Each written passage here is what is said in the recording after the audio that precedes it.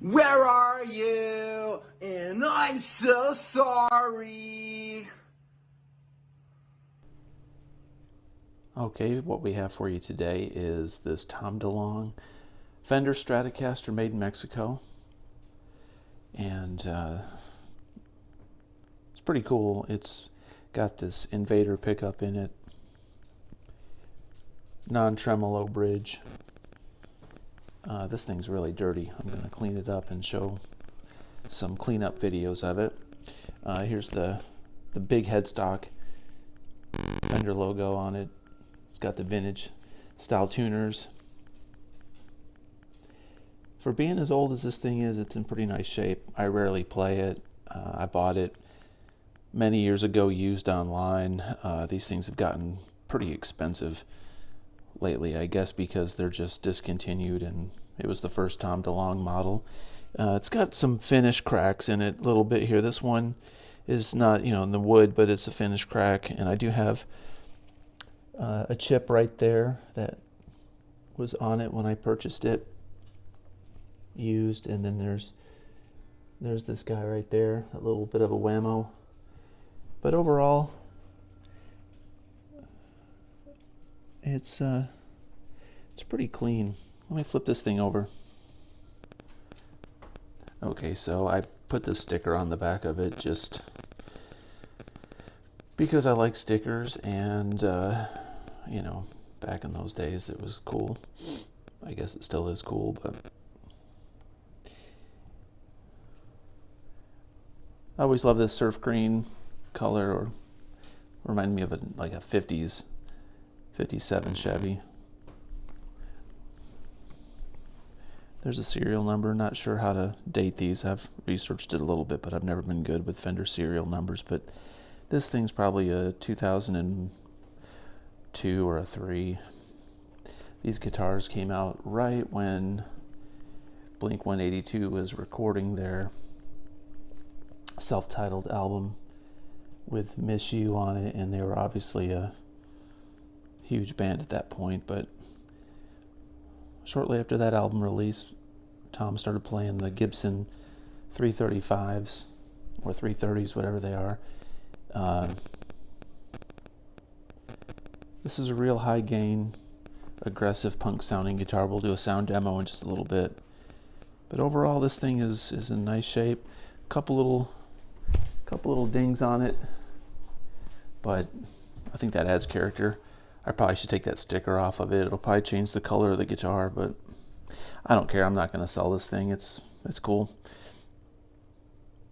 Always was a big Blink-182 fan. They represented, wasn't really the punk scene that I was into, but I really liked the melodic and heavy rock. I thought the punk stuff in the late 90s and early 2000s was really cool. Stuff like Lit and Green Day, and a bunch of those Southern California punk bands I thought were, well, I guess they're considered kind of sellout punk bands, but I thought it was cool as opposed to like the new metal. I'm an old school metal guy, and I always like a hook. I like the song structure to be good, and poppy hooks and heavy guitars and a little bit of adolescent humor. A little bit goes a long way, but I still like it even at my age now, which I won't disclose. I'm not that old, but hey, probably too old for Blink-182 according to some people, but in my opinion, you're never too old to rock and roll. You're just too young to die, right? This pick guard is a little bit discolored. Second portion of this video, I'll show the Mark Hoppus Bass that I bought shortly after I got this. And the pick guard on the Mark Hoppus Bass is really bright. So I don't know if this thing was in a smoky room or a smoky pawn shop or what, but this pick guard is faded. So I've never had that problem. If anybody understands how that happens, within like 15 years, 18 years, let me know in the comments. So, there it is.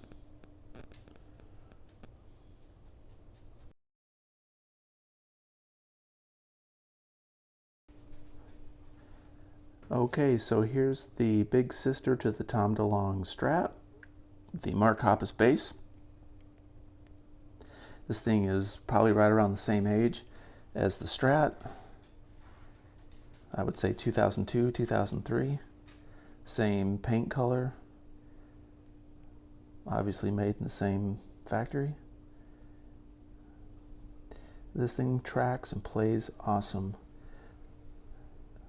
I'm gonna admit something really bad, but I've never changed the strings on this thing, and I've probably tracked 200 songs with this bass in my home studio, and it still sounds great, but I think it's time to order some new strings. But this pickguard is snow white compared to that Tom DeLonge Strat. I'm gonna clean both of these up today, especially that Strat, and see what it looks like. Hey Bo, what's up? My dog stresses out when I start doing videos. She hears talking in the house and she thinks that there's somebody here. It's just me. Just boring me. Now she wants some food, but she's gonna have to wait. Let me flip this thing over. Okay, so no cheesy decal on the back of this one.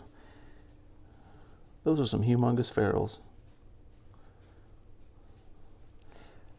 Unlike the Tom DeLonge Strat that I own, this thing's pretty much flawless. I mean, oops, it's perfect. I mean, there's not a ding on this thing. It is super clean.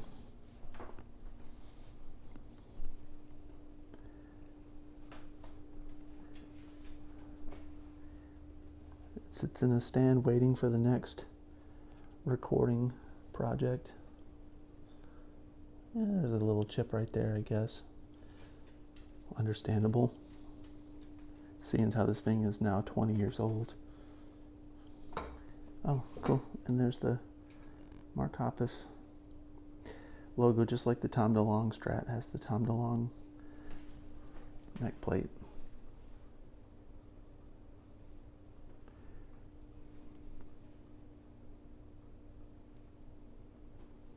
There you go.